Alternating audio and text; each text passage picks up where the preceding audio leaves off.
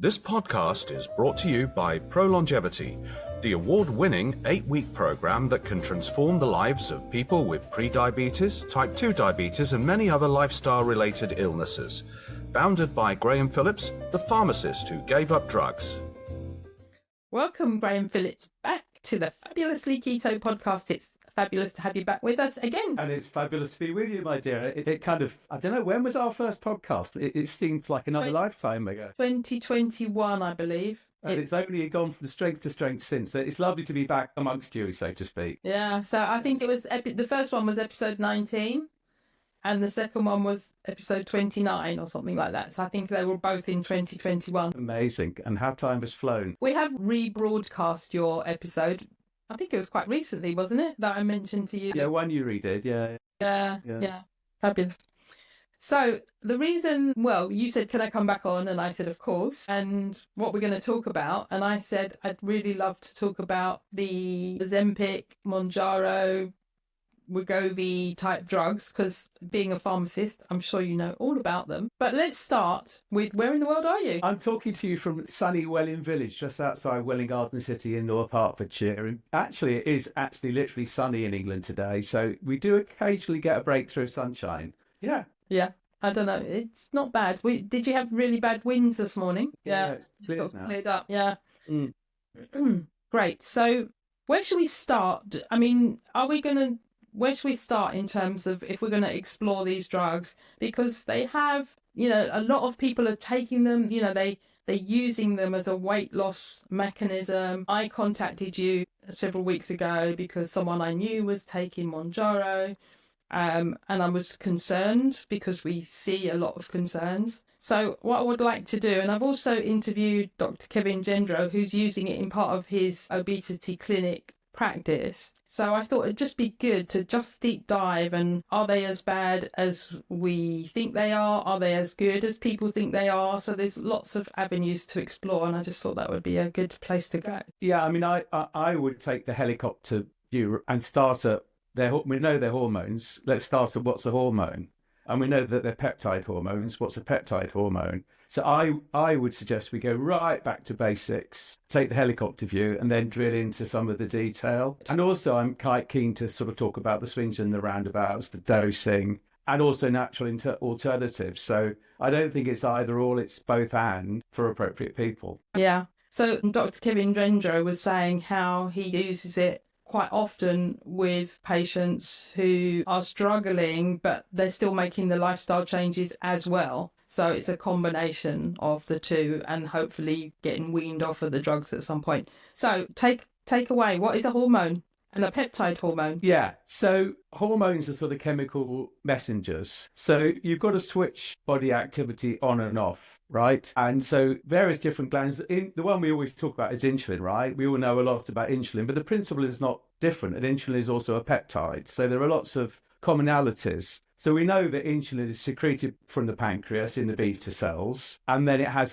epigenetic effects. It modifies the action of cells throughout the body. And what we also know about insulin is it has every single cell in the body has an insulin receptor. And albeit we think about insulin as being the master hormone that regulates sugar, yes, it does. But we also know that insulin acts in different ways at different cells. So it has a variety of pleiotropic, huge number of different actions. We know that cells become insulin resistant at different times in different ways. Some do, some don't. And because of that huge spread of activity, different effects of different cells, and the fact that different cells become insulin resistant at different times in different ways, it manifests in 100 different ways, 1,000 different ways, many ways that I don't think we know about. So the reason I'm talking about insulin, I know we're not here to talk about insulin, is because I think you and I and both our audience have got a pretty good understanding of insulin. If you just transfer some of those principles into a different hormone, a different peptide hormone, so it's chemical messengers. Why is it called a peptide? Well, it's a certain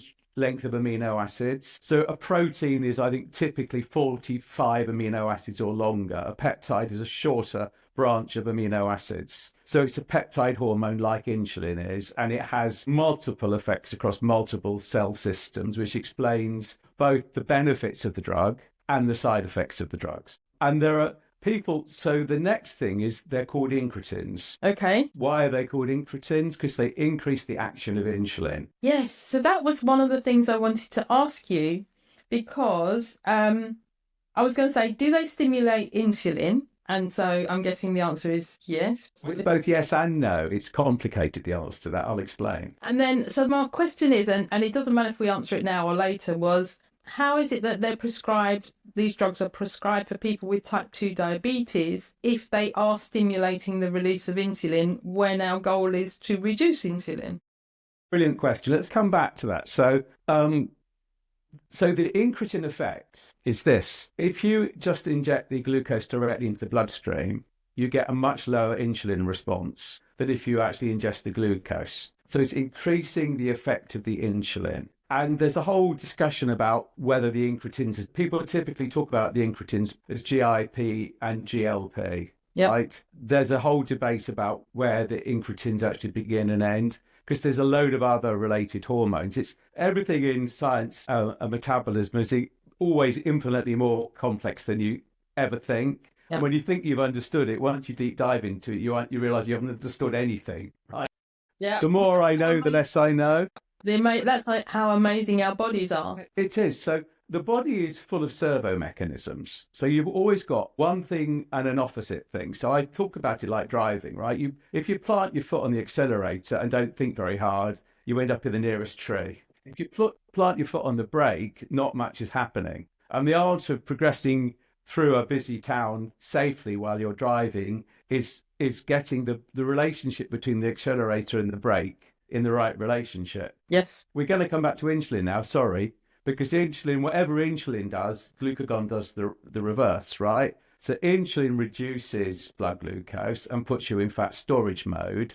Glucagon increases blood glucose, and so it's the reverse. And by nuancing the effect of insulin and glucagon, just like you do with your brakes and your accelerator in your car, gives you the right amount of fat storage or fat burning and the right amount of glycemic control, in other words, tight control of your blood glucose. It turns out I think there's a long way to go with this. I think there'll be many more hormones and many more discoveries of what they do. You know, we don't want it to get into PhD level complexity, but these two hormones, GIP, which is the one that's dependent on the glucose, and GLP, which is the one that we talk about most, that's the most known one, they have an effect on satiety, they have an effect on insulin production and insulin sensitivity. So they play a role both in sugar modulation, glycemic control, but also appetite control. Because you think about appetite control, what makes you full? Well, it's partly the stretch receptors on your stomach, right? Physical fullness. It's partly hormonal action. So leptin, which is the satiety hormone, ghrelin, which is the hunger hormone. Then you've got these other two hormones, CYY, cholecystokinin, which modulate the secretion of bile acid and so on and so forth. It's very complicated. Central into all of this system of complex control are these two hormones, GLP and GIP, which are secreted by the K cells and the L cells respectively in the upper intestine, in the presence of food and in the presence of glucose. Right. So they help modulate your blood glucose and they help modulate your appetite. And they have an effect not just on glucose, but they have an effect on the brain in terms of satiety. And that's why when you use the drugs, particularly tirzepatide, which acts on both those hormones, you get very complementary and very complex set of interactions, benefits and side effects. Wow. It's very, very complicated. So they're managing insulin, they're managing other hormones that deal with our satiety. Yep. People are not feeling so hungry. Yep. So they're not eating as much. Is there a downside to not eating enough? Is there a possibility that people are then not eating enough? 100%. That's absolutely right. So on the face of it, switching off your appetite is a good thing. And if you're obese and you lose weight, that would appear to be a good thing, right? You'd think.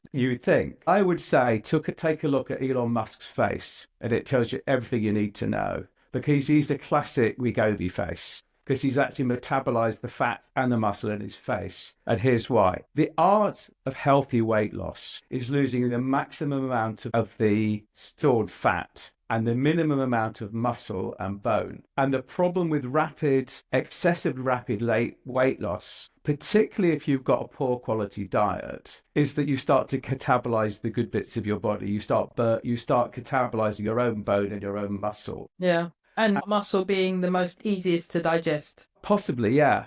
So if you cut to the chase of the extreme downsides of the Ozempic, Wegovy, Mounjaro debacle. Yeah. We got a collective name for this. Well, they're called the GLP-1 antagonists, GLP-1As. Yeah. But actually, Are they all GLP? they're not. So most of them are. The most interesting one to me is tirzepatide, Mounjaro. That has it's a dual action. So that also doesn't just act as a GLP-1 antagonist. It's also a GIP agonist. So if you think about what normally happens where you've got the K cells and the L cells, and you've got secretion of roughly equal quantities of both glucose, like peptide, and glucose, and the glucose, so GLP-1, I always forget the names, GLP-1 and GIP. So GLP-1, glucagon-like peptide 1, and GIP, glucose-dependent insulinotropic polypeptide, GIP, mouthful. So GLP-1 GIP is what we tend to call it. Tirzepatide acts on both the hormones, which to me is much closer to what happens in nature, because you don't have just the K cells or just the L cells. You have both sets of cells, and in response to the intake of food, both hormones are released more or less at the same time in roughly equivalent quantities. So it makes sense to me from a physiological point of view that if you're going to have a drug, you'd want to activate both of these together in unison like it happens in nature, not massively ramp up one and ignore the other one. So I, overall, am more of a fan of tirzepatide in a general sense because it has the combined action. How do you spell tirzepatide? It's AKA Mounjaro. Okay. TIRZEPATIDE. They tend to end in a tide because they're peptides. Okay. Right. Gelaglutide, liraglutide, and so on. Right. Okay. So now I've lost where we were. So I was asking if... Is there a downside? Yes. Right. So here's the thing. Let's take a typical standard American diet or standard Western diet or standard English diet. Very high in calories, very low in nutrition. If you think about the complexity of human biology, hundreds of trillions of cells with billions of chemical reactions going on inside us, it's not really about calories. We're not like a car where you fill it up, you can see the petrol tank is full, you put the lid on, and then you basically add a spark, and that generates energy, and the output is carbon dioxide and water, broadly, right? It's human metabolism is far more, infinitely more complex than that. Healthy human metabolism requires the right balance of amino acids, fats, minerals, and vitamins in a readily absorbed way to optimize our metabolism. When that doesn't happen, we end up with damaged mitochondria, damaged metabolism. And it's the damaged mitochondria which is damaging the metabolism, which explains why having type 2 diabetes is a death sentence, right? Because broadly speaking, people don't die of type 2 diabetes. What they die is the consequences of the diabetes, right? So it could be the neurodegenerative disorders like dementia and Parkinson's disease. It could be the macrovascular diseases, the heart attacks and strokes. It could be the cancers. And of course, it plays into your mental health as well. Why is this? Because everything has mitochondria in it. So if you wreck your mitochondria, the energy producers of the cell, which actually not only organize your cells, but organize your entire body, entire organism. Once your mitochondria are misfiring, everything is a wreck. So if that's the basis of your diet and you eat less, okay, you're taking in less calories and you will lose weight. But if your diet is already nutritionally poor, and let's suppose you halve your energy intake, right? You'll lose some weight, that's true. There is, much as we don't like to talk about calories and energy balance, you can't completely ignore them. If you don't eat for a year, you will lose some weight, right? You can't argue that case. But if you look more broadly about optimum human nutrition to support your mitochondria, to support your metabolism, and you've reduced all of that, and it was already low in nutrients, you made the problem worse. Yeah. Right? So you're storing up problems for yourself.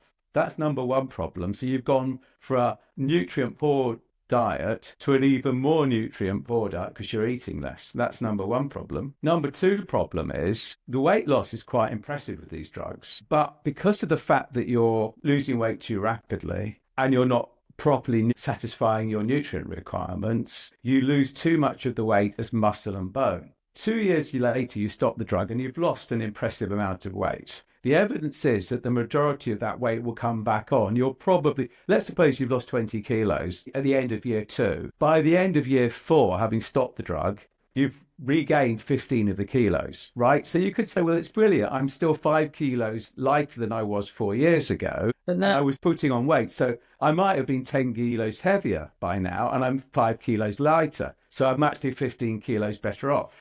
But now you On the scale, that's true. Yeah, But what you've done is no bones, no muscle. lost your bone, you've lost your muscle, you've added fat, right? So now, from a metabolic health point of view, you're older, you're frailer, and you're sicker, you're more vulnerable, and you're more prone to all the processes of aging. You're more likely to have a really bad experience with colds, flu, COVID. You're more vulnerable to all of the cardiovascular diseases, all those problems. You actually made things worse. That's the risk of this quick fix approach, which is I'll just carry on with my terrible lifestyle and I think I can take a drug. That's the complete downside of this. So you might say to me, well, Graham, you're the pharmacist who gave up drugs. So clearly you're completely opposed to the use of all drugs in every circumstances. And you hate these drugs because of the Hollywood high. And actually my answer to that is no, I don't. That's good, I guess, because I'm going to guess it. The answer is it depends. It does depend. You know, I'm always clear with people that I call myself a pharmacist who gave up drugs in the sense that I think drugs are being overused, hyped. The evidence of efficacy, and there was something on Radio 4 this morning you might have caught, talking about the antidepressants, right? And there was a very impressive Amal Rajan interviewed the author of a new book that basically said, first of all, antidepressants don't work by neurotransmitters. That was never proven. It was just a rumor that we all want to believe. And secondly, their efficacy is really poor. And thirdly, there are huge rebound effects when you try and come off them. Yeah. Right? Almost no one knows about a metabolic psychiatry approach to drugs, to mental health, right? The same. So yes, I'm highly skeptical about the and excessive use of all these drugs, whether it's kids being given SSRIs or everyone being on a statin. Or even kids being given Ozempic. Absolutely. Yeah, absolutely. But does that mean there's no place for them? No, it's about using them appropriately in a nuanced way. So here's what I think. I actually think there is a place for these drugs for the right people in the right circumstances. So if someone, for example, like you, who's made all the lifestyle changes, right? You're physically very active, you do the cold water swimming, you do everything right, but you've struggled with your weight. It might be that you want to add it. Now that's a personal decision, so long as you're making an informed decision. So if we can achieve everything with lifestyle change, that's optimal. Do that. Yeah. But my experience, having worked in this field for years, is that doesn't work for everyone. They're so food addictive that they can't turn off the food noise, and they literally can't manage their way through it. And one of the brilliant things about these drugs is they do turn off that food noise that's nagging away at you all that time. Yeah. Because they're doing everything right and it's still not working. I think there is a position for these medications, but used in a very subtle way. So in the right person, on a short-term basis, and I'm talking about much, much, much lower doses than the recommended doses. So, okay. So what is the recommended dose? Just pick one of the drugs. Yeah. So I'm going to focus on tirzepatide, but broadly you can, so that's Mounjaro.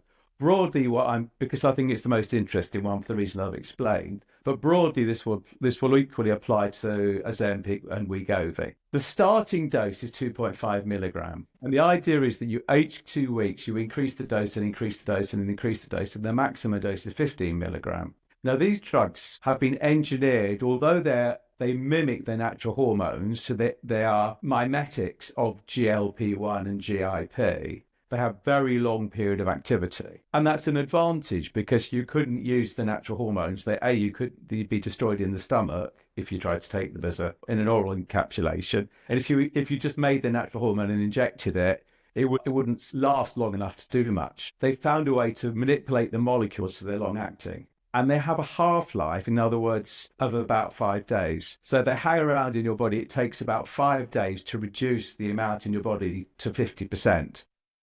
And generally the belief is it takes about 4 half-lives of a drug for it to be effectively not in your body anymore.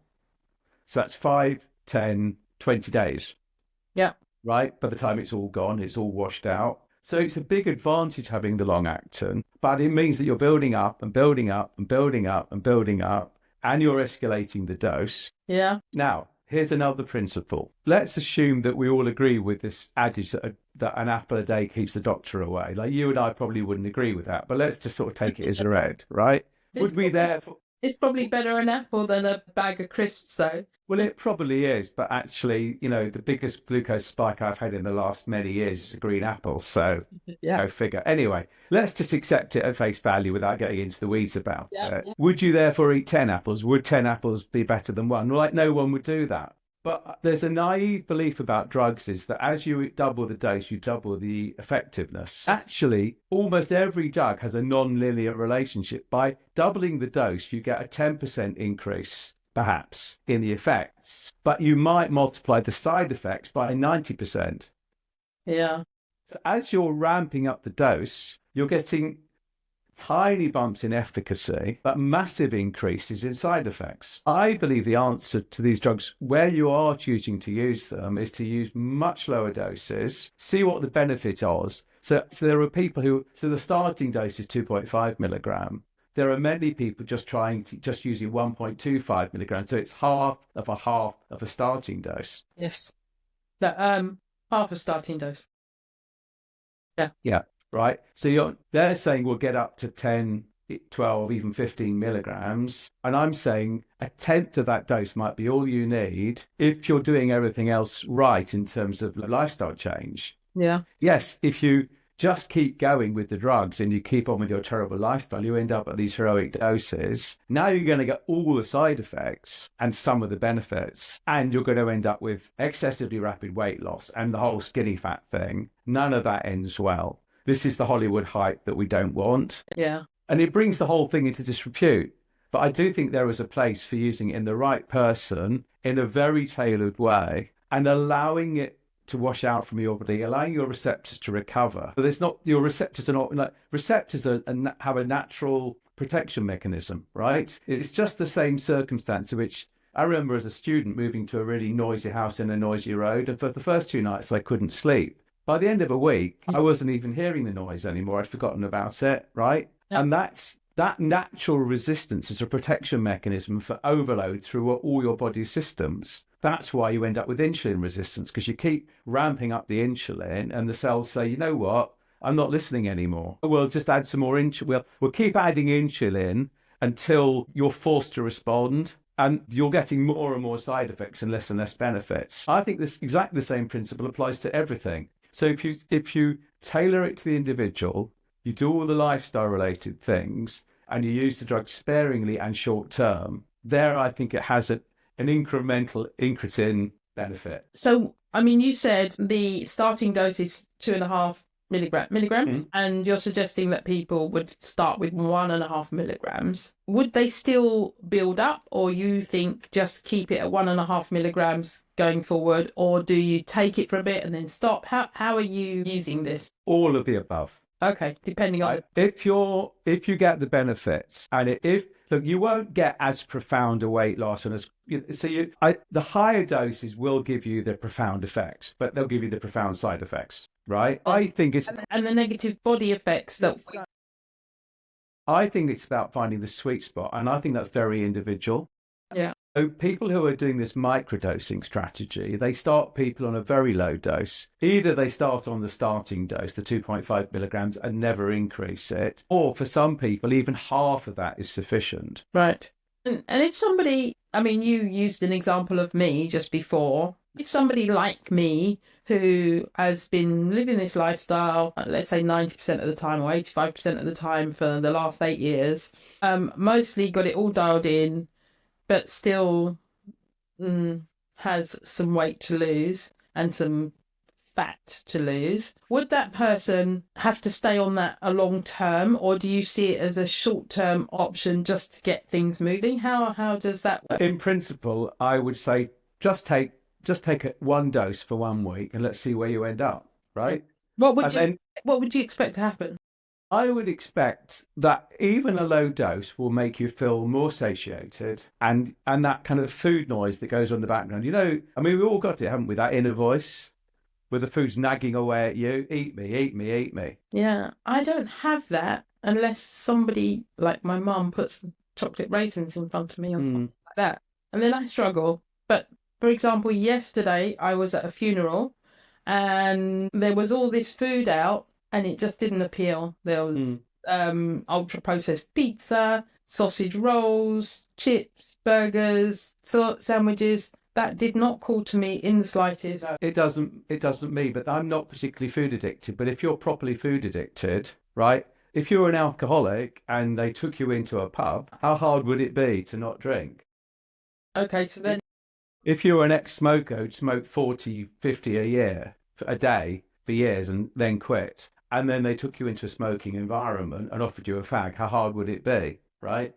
we're looking at people that are addicted, okay? But I don't have that kind of food addiction, but I definitely have a problem with society. So I don't eat, I hardly eat any unhealthy food. But even if I have a barbecue, I'll just eat too much barbecue. Yeah. And I tell myself it's fine because it's not spiking my sugar, it's healthy, and it's supposed to be satiating. But I know that in the end, I eat too much because I put the weight on, right? And so for me, it's all about portion control. That's my struggle, not because I'm eating the wrong things. I just eat too much of the right things. So all of us have our own struggle, don't we? Yeah, yeah. I think. Yeah. And you know, even with some of my clients who have been on this way of eating for a long term, they're in my membership, they will quite often be low carb, very low carb, do it most of the time. But the comment I hear quite often is, I eat too much. So it's not necessarily the wrong foods, but they're recognizing that they're eating too much food. So if you can switch up your GLP and GIP,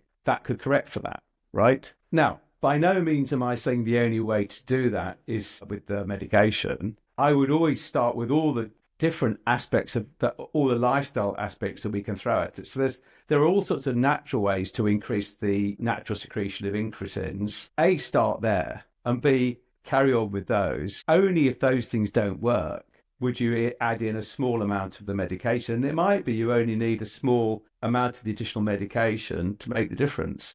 What we do know is that ultra-processed foods, for example, if you look at the amount of incretins that are secreted in response to a fatty meal, and if that meal is polyunsaturated fat, the unhealthy fat, monounsaturated fat, in other words, the olive oil, or saturated fat, right? So you take identical amounts of fat, they're just different fat. You don't get the same incretin response. So there's no incretin response from the polyunsaturated fats. So I'm convinced that one of the reasons that processed food, which is high in polyunsaturated fats, makes us fat is not just the sugar content and the addictive content. It's also the fact that polyunsaturated fats don't stimulate the normal incretin response. So just by increasing the amount of saturated fat in your diet and then putting maybe olive oil on your salad, will it produce an incretin response and make you more satiated and less hungry? So that's just one example of one of the lifestyle changes that we should absolutely go for first, and not instead of. Okay, so 2 questions. One, just tell us about incretin again, because I've got, with all the things going on, I want to hear it again. So I'm guessing other people might want to hear it. Yeah. So when you eat food, particularly if it's whole food, real food, natural food, as it travels down through the gut, there are 2 sets of cells that respond to the presence of food and glucose, the K cells and the L cells. Right. These 2 sets of cells produce respectively these 2 peptide hormones, GIP and GLP. in response to the presence of food. That generates an insulin response. So it turns out that your insulin response isn't particularly in relationship to the amount of sugar in your bloodstream. It's much more got to do with the secretion of these incretins, these two peptide hormones, GIP and GLP. Yeah. Okay. So the incretin, So the incretin effect, the GIP and the GLP-1s. yeah. I mean, there's a kind of debate about whether many of these other hormones that are involved in satiety and energy storage should be called incretins, but let's not worry about that. Okay. The incretin effect is the difference in glycemic response that these two additional hormones, when they're secreted, produce. So you have right. So if you can do that, A, you get a better glycemic response, B, you get satiation, right? And they're the ones that you were saying is the brake and the accelerator. So we want them working in combination with each other rather than just one or the other.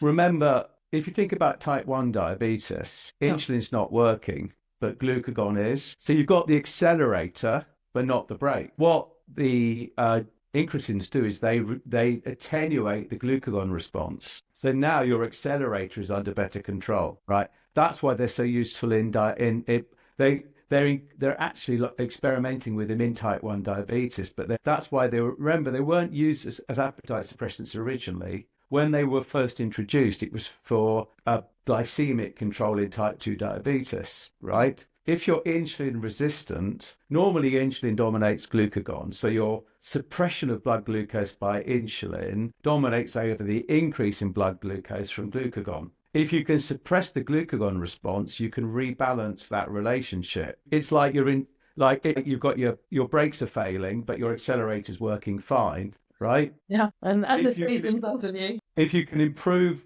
reline the brakes, or be better with the accelerator, you can get better control of the car. So that's what they do. So it's the other side of the equation. You've got the insulin glucagon opposite effects. It's rebalancing them. Yeah. So you use the example of someone like me who has been living this lifestyle for many years. They've still got some weight to lose, and you said doing the lifestyle options first. So if somebody is not overeating, they're eating low carb, they're exercising, which is not me all the time, but let's go with this fictitious person, they still have some excess weight, what would be the lifestyle options? And let's say they're dealing with the stress and the sleep and the sun and all these things, but it's still not shifting. Would there be any other lifestyle options that you could think of that people could try before considering?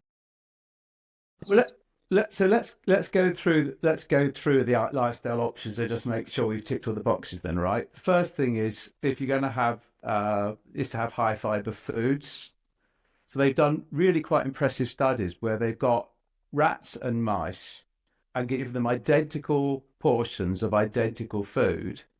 The only difference is that and they're pair fed, right? So these are genetic clones of each other, and they're fed in pairs. So you've got total control, which you can't really do with a human being, right? You'd never get ethics approval. One group of rats or mice, they literally mince the food up. So you smash the fiber up. That's the only difference. They're getting the same calories, it's the same food, it's just you've minced it up. The rats and the mice that are fed the minced up food put weight on and become diabetic because they've lost the incretin effect. So number one, fiber.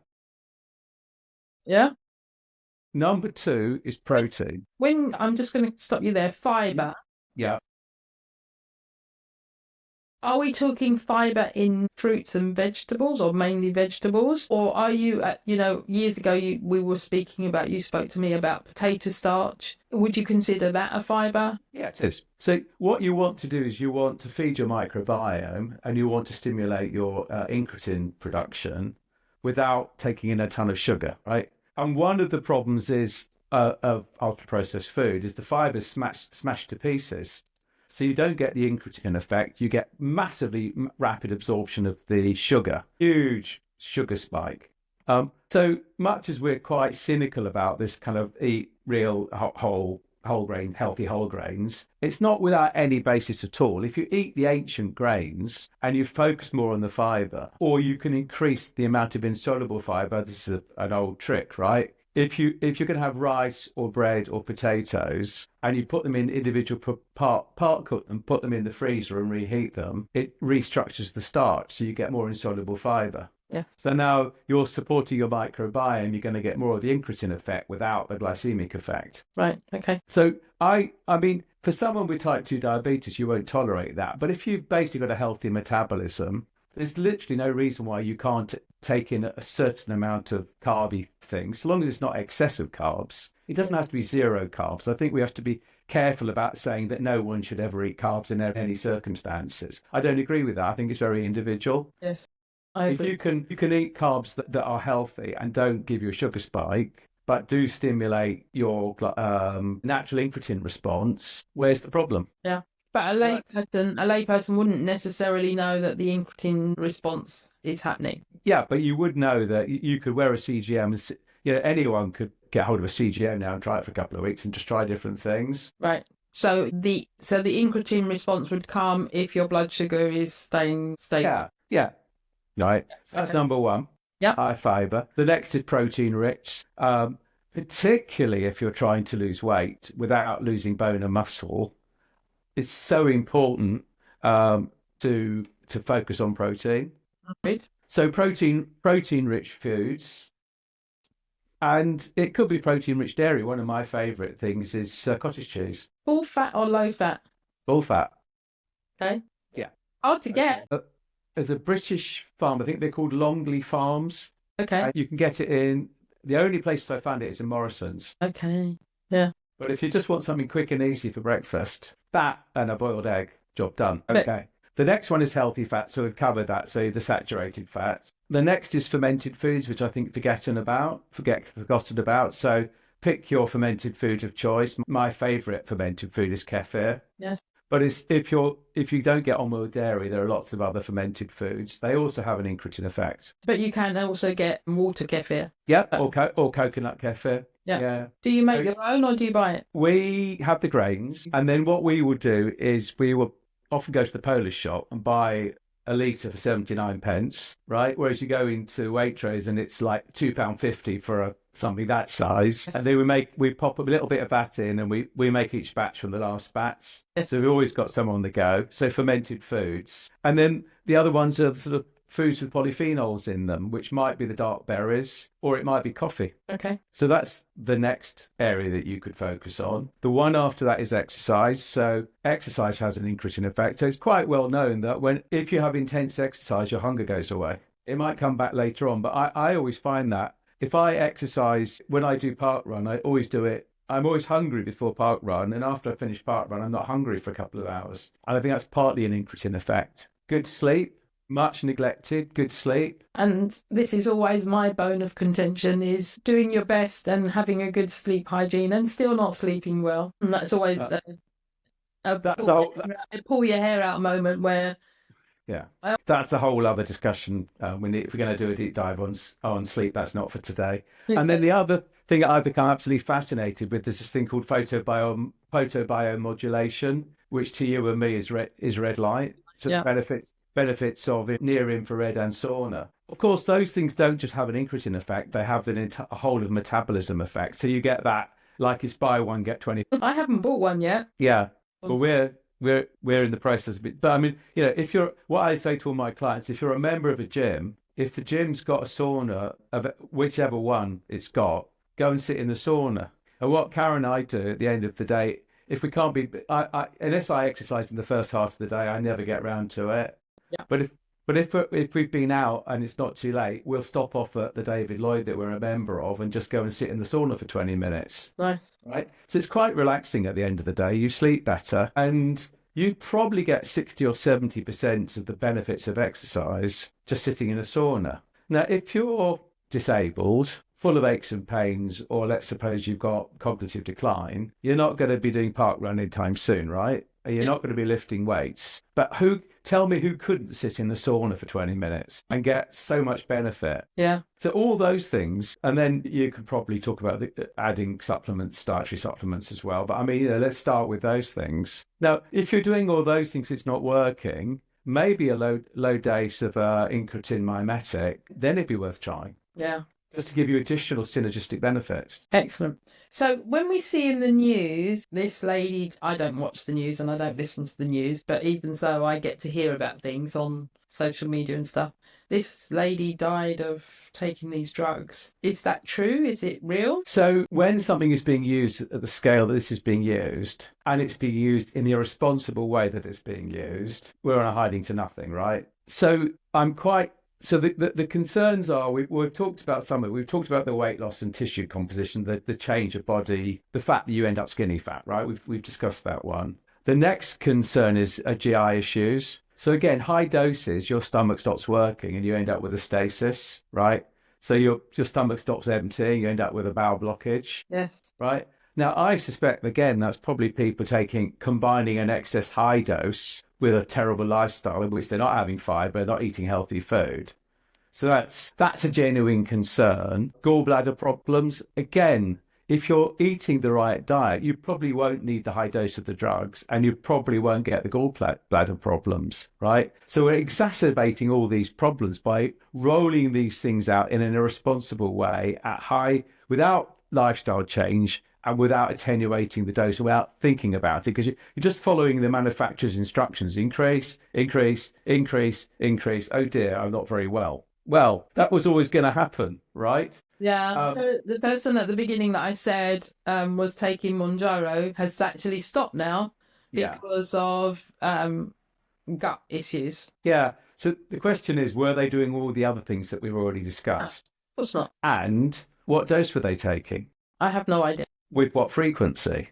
Yeah. Could they, for example, have taken 2.5 milligram dose every 2 weeks instead of every one? So you're allowing all of it to wash out of your body. Okay, you'll be a bit hungry in the last couple of weeks. But you're allowing all your receptors to go back to normal, not screaming, you're not screaming at your receptors all the time and your receptors switch off. So you have to have higher and higher doses. So the GI complications we talk about, gallbladder complications we talk about, pancreatitis. I think these are mainly, there are probably people who are susceptible. I think these are mainly the results of poor diet, poor lifestyle, high dose. Yeah.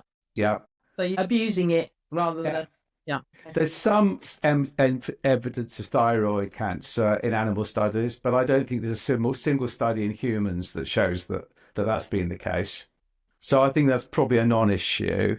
And then there's been a raft of concerns. There's been some papers recently about psychological effects and increased suicidal ideation. Wow, that's scary. Now, for the majority of people, it seems to have the reverse effect. It seems to have a mood stabilizing effect. Maybe because change in body shape, increased confidence. Yeah. Feeling better within themselves, and maybe not health-wise within a mental issue. Maybe they feel better about themselves. But there is, I suspect there are people who are susceptible to the psychiatric side effects of these drugs and should be watched with care. So I think if you've got a history of mental illness, I'm not saying you shouldn't take the drug. What I am saying is you should be on a really low dose, that you should step up the doses very, very slowly, and your mood should be monitored very, very carefully.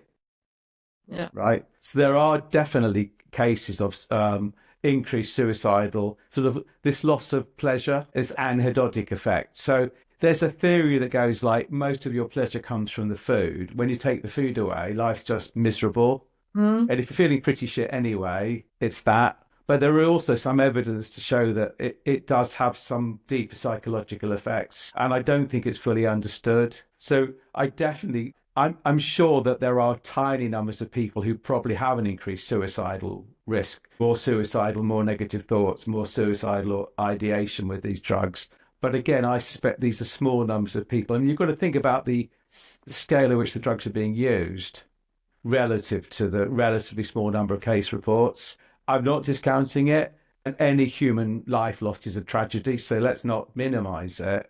But I reckon with appropriate medical supervision and lifestyle change, like we always say about drugs, they either work and you get side effects, or they don't work and you don't get side effects. You don't get drugs that work without side effects. That's just a myth. Yeah. Every drug has a I've side effect and a negative impact on the body. So one of the things I was going to ask you was if the drugs are slowing down the emptying of the gut, is there then a more increased absorption of nutrients? Well, there's a slower there's a slower glucose spike, Yeah. right? That's a good thing. Yes. And there's a greater satiety because you feel fuller for longer. Yes. I don't know that I don't think there's any evidence to show that you get no greater nutritional benefit. I don't think there's an evidence to say that one way or the other. So I can't say no to that. I just don't think there's an evidential basis for that. But what I would always say is I come back to where I came in is eat real food, right? Eat healthily, optimize your micronutrients. And then there is a case for some supplementation in certain people, but I think that's a conversation for another day. Yeah. And then, okay, I don't know if you know about America, but here in the UK, can people just buy it, the drugs? And yeah, I mean, I'm not saying people should, but I'm just asking: is it available, or is it only with a doctor? This is where I'm going to fall out with my pharmacist colleagues, because Novo Nordisk. So this is an important thing to know, right? Novo Nordisk are on the ABPI naughty step. Let me explain what I mean by that. The ABPI, the Association of the British Pharmaceutical Industry, have a code of practice. And to fall foul of that code as a big pharma, you've got to be extremely naughty. Yes. So the fact that the Novo Nordisk, the manufacturer of these drugs, has been kicked out of the ABPI and sanctioned for the over-promotion and unethical promotion of these drugs tells you most of what you need to know about that company. Right. Because it takes a lot to be sanctioned by the ABPI, because it's basically a vested interest to represent the industry. So to bring that industry into disrepute, you've got to work pretty damn hard. So this drug is being massively over-promoted. And because of the limited ability to get it through the NHS system, how else can you get it to people? Well, I tell you what, we'll make it available through community pharmacy. Now, I don't want to diss all my pharmacist colleagues, but all we're hearing from Novo Nordisk is this is it's a profit opportunity. There's nothing wrong with a profit opportunity if you're doing good. Well, of course you're doing good, because you're helping people lose weight when they can't get the drug through the NHS. What could possibly go wrong? Wow, all of it. Yeah. So I'm deeply concerned about the reputation I don't care about Novo Nordisk, but I do care about the reputation of my profession. And which is why up till now we've refused to take part in any of these schemes. We're really late to the party. We are about to start making this medication available to people, but only in the context of everything else I've said. If you want to come into my pharmacy and just walk away with a prescription with the medication, not happening.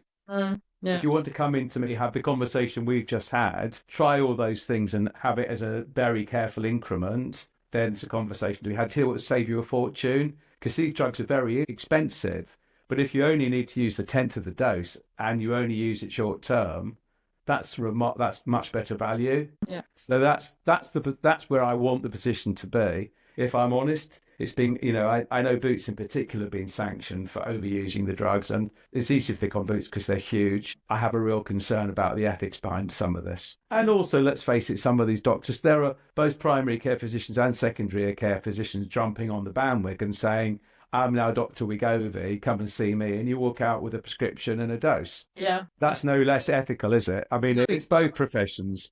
So, we're all going to it's going to bite all of us on the bum unless we're very careful. I want to see much better regulation. So within your longevity practice, is it something you're considering bringing in? Yes, we've thought about it. I was really, really skeptical. That's why we're so late to the party. Oh. But we are going to start offering it as an increment to people where they're trying everything else. They've had all the right advice. And either the food noise or their food addiction or something, they just can't lose the weight. Yeah. And it's not for lack of knowledge, it's not lack of trying. If you can switch off the food noise for some of those people for a short period, that enables them to progress. So we're thinking about a 3 months use. We're certainly not thinking about people taking it long term.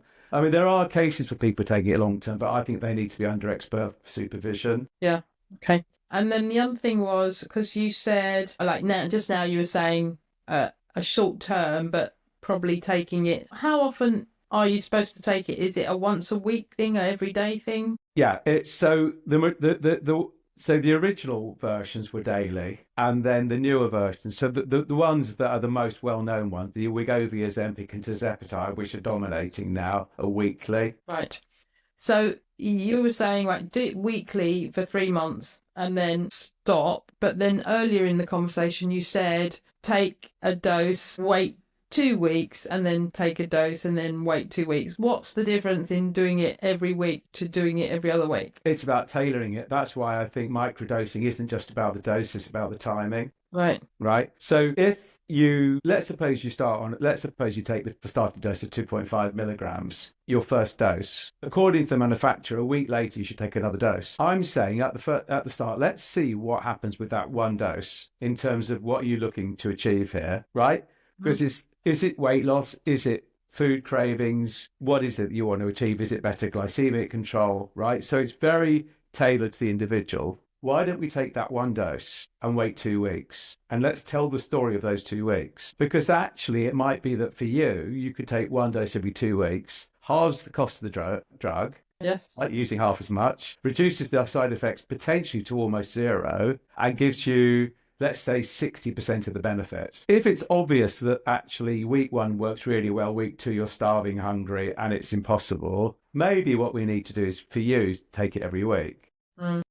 And I'm sure there are some people will end up on a 5 milligram dose, but that's still not 15 milligrams, is it? It's still a third of the maximum dose. Tailor it up, and as soon as we can, tailor it down and make damn sure that we're really focused on the lifestyle changes at the same time. So it's really about using these things responsibly and intelligently and subtly. That's where therapeutics, to me as a pharmacist, that's where therapeutics are really interesting. I was going to say, yeah, it sounds like that would be challenging and interesting too. I mean, I believe that all therapeutics, right, when a pharmacist is really skilled, that's where our skill is, using therapeutics in a very, very N equals 1 subtle way. That's also where the pleasure and the joy of your knowledge comes from. Anyone can read the data sheet and say, right, well, the data sheet, the BNF says take it once a week. So take it once a week, end of, job done. That's not job done. That's anyone can do that. You don't need a qualified professional to tell you that. Maybe that's the way they want to go. So they don't need qualified professionals. They just have It's what the others. It's what the manufacturer wants because they want to sell the most stuff, right? Yeah.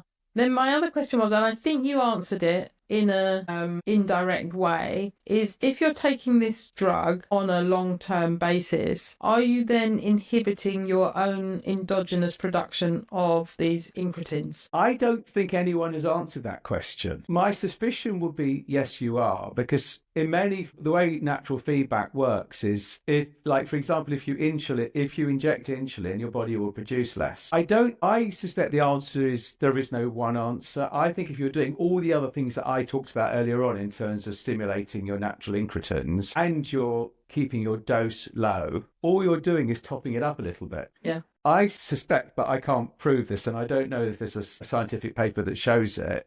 If you whack it up to 15 milligrams, probably, yes, your body will say, well, I won't bother secreting it because there's tons around anyway. Yeah. Okay. So, Graham, is there anything that you wanted to mention that we haven't touched on, or anything you feel I should have asked you that I haven't? Yes, just a couple of things. So just briefly, we did talk on this briefly. We talked about where the receptors are found, but I think it's worth just reflecting on that because it explains why you get all these pleiotropic effects. So just like I said at the beginning, insulin has a receptor at pretty much every cell, which explains why it's got these huge number of actions. So you've got in the pancreas, it's found in the brain, which probably explains the satiety effect, but also the mood-related effect. It's in the GI tract, which explains some of the satiety things. They're found in the heart, in the kidneys, and in the adipose tissue, in the fat tissue, right? So you've got these receptors widely throughout the body, but they don't have the same effect everywhere. And that's why they're like insulin and like metformin, fascinating drugs because of their pleiotropic actions, this really wide spread of actions. And I don't think we even yet fully understand all the ways that the incretins act, all the places they act, and all of their functions. And I think in 5 years' time, we'll have a much better understanding. The other area is the future. So the license uses broadly are type 2 diabetes. So it started off as a drug for type 2 diabetes. When they found that people with type 2 diabetes taking the drugs were losing weight, That's where the big opportunity is, right? Yep. Whack up the dose, give it to everyone will lose weight, Yes. right? It's also being used in cardiovascular risk reduction. And it makes sense, right? If you're kind of tackling this insulin glucagon axis, you're reducing inflammation, you're reducing obesity, you're reducing metabolic syndrome, then there's going to be a cardiovascular benefit. So those are the kind of licensed areas where the drugs have got licenses. But they're being investigated in all sorts of other interesting areas, which I think some of which are quite exciting. Parkinson's disease. Parkinson's disease and dementia are in many ways the same disease. They're a defect in the electron transport chain, which is how you generate energy in the mitochondria. It all hinges, everything comes back to mitochondria, right? It's being investigated in the complications of diabetes, NASH and NAFLD. So damage to the liver as a result of inflammation and mitochondrial dysfunction in the liver. So that's a new area. They're being investigated for Alzheimer's dementia. And if you kind of go back through our conversation, you can see how this threads in. Polycystic ovarian syndrome, it's a form of insulin resistance syndrome, and and kidney disease. So I think there's a long way to go with these drugs. Yeah. I do think they will be shown in future to be useful, but not in the way that they're currently being used. Yes, they're being over-promoted, oversold. And what about children? Well, I'm deeply antipathetic to the use of these things in kids. I'm really, really not happy about it, right? But if we know that babies are getting fatter, birth weight has gone up 500 grams in the last, I think, 20 years, right? Maybe it's because the baby in utero should eat less and move more. Yeah. Or maybe it's because of the hyperinsulinemic environment of the maternal womb. In other words, because women are more diabetic, their children, they know from rat studies that with each diabetic generation, the next generation becomes more diabetic. Yes. Yeah. Right. That's what we're storing up for our kids. Not just their diabetes, the mental health issues in suicidal ideation, ADHD, in teenagers and preteens, off the charts. So it's scary at the moment.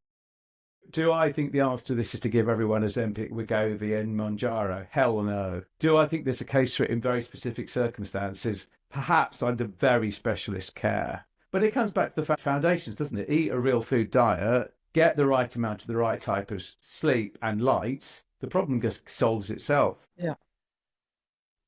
And we always talk about this, whether we're here, whether we're people on the podcast, whether it's at the PHC conference, if we could address this on a nationwide scale, a worldwide scale, everything else will sort itself out, Yes, there might still be people having heart attacks and strokes. There might still be people with diabetes, but not on the level we're seeing today, which then reduces the pressure on the hospitals, the doctors, and everything sort of is like you said, it's the foot's on the accelerator for everything at the moment. There's no braking. So everything is getting overloaded. So completely agree. I reckon you could reduce cardiovascular disease and neurodegenerative disorders and cancers possibly by 90%. Right? What's really interesting is what's going on in America, whether you're a Trump fan or not, and I'm not even going to go there. No. Look at what some of the outputs of what JFK Jr. is doing. It's a revolution about to happen in America. And you know what? If that revolution happens, as it might happen with some of the people, some of our friends who are now up there right at the top of the decision tree, and they can bring out a revolution in health, it'll have a knock-on effect. Because remember, all this crap, all these drugs, all this processed food, it's all coming from America. All of our food guidelines, we think they're written here, they're not. They're effectively written in America by big corporates. So the light at the end of the tunnel for me is JFK Jr. But even if you think he's mad, it's worth following. No, I love him. Shame he's married.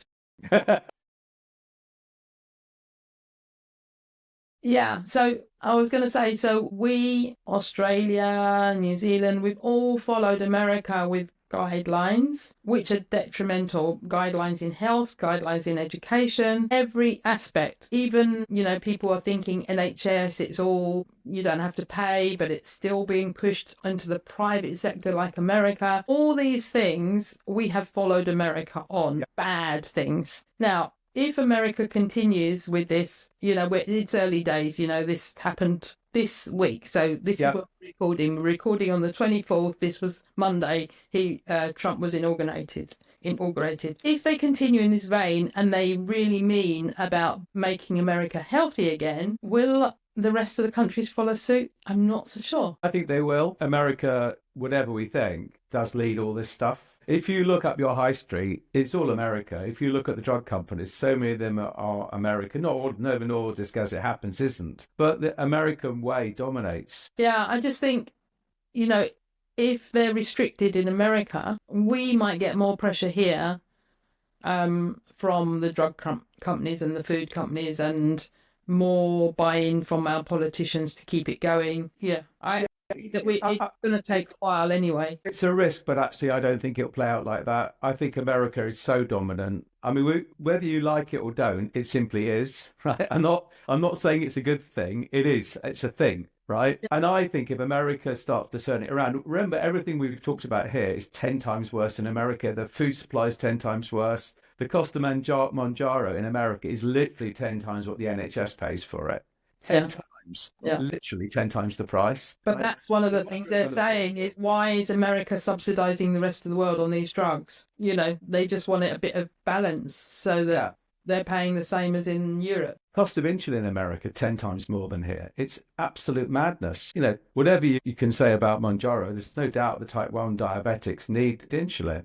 It's unarguable, right? So it's kind of my ray of hope, particularly when I look at, these people I know really well, like Nina Teicholz and the whole group of people there. And do you follow, what's her name? Young girl, I think she's 18 now.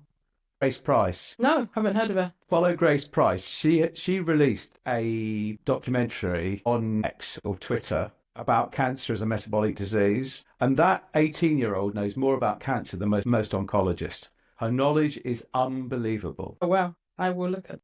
And she's involved. Right. As are Casey and Kelly Means, I think. Yeah. So I think I'm hoping that it will be very positive. Whether we follow suit, I'm not so sure. But hopefully we will.